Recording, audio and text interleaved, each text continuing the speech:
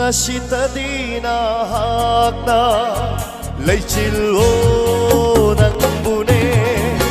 Hangalone natiyase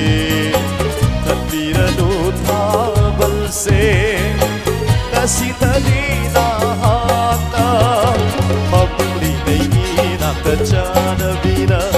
Yeng hatik letha moise Kena Pamli ngay nakachana bina Yeng hatik letha moise Kena Pajaba kaya se Lengli ba upal wapalgi Leichilwo ng bune Hangalone atiyase Tatbiranu tabalse Ngashitadi na hakna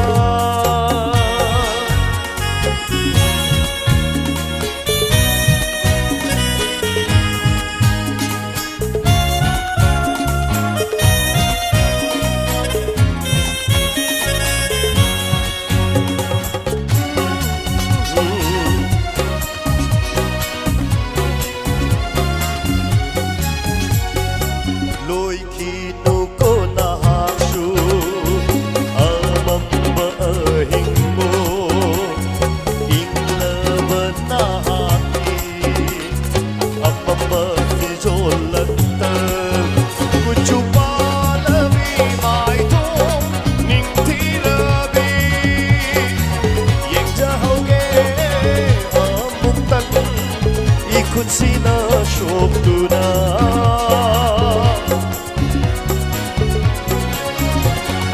Loi kinu ko na haksu Amam ba ahing mo Inglaban na haki Amam ba fizol lagtar Kuchu palami maitong nintirabi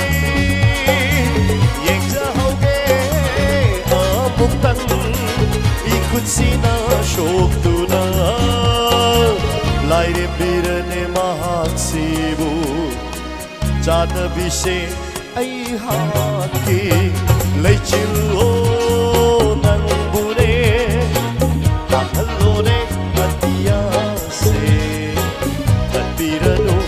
tabalse Ngashitadi na hakna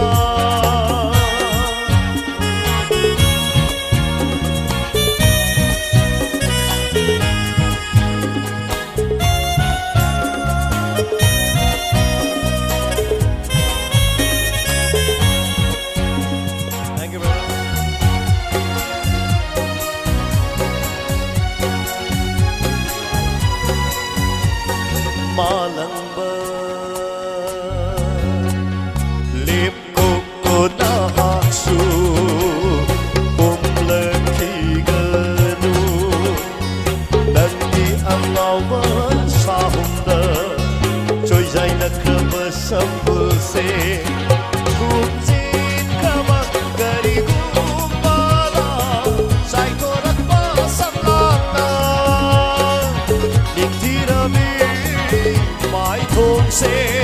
khôi na chân yeng cheri ma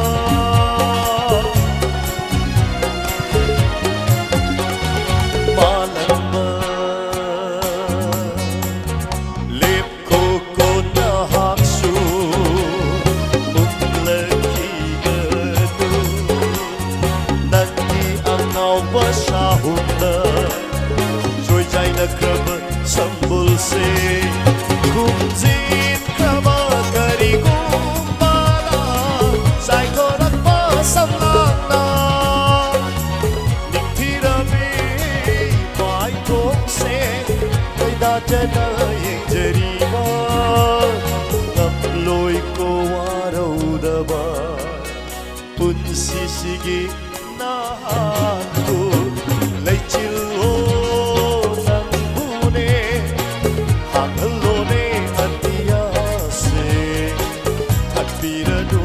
tabalse Ngashitadi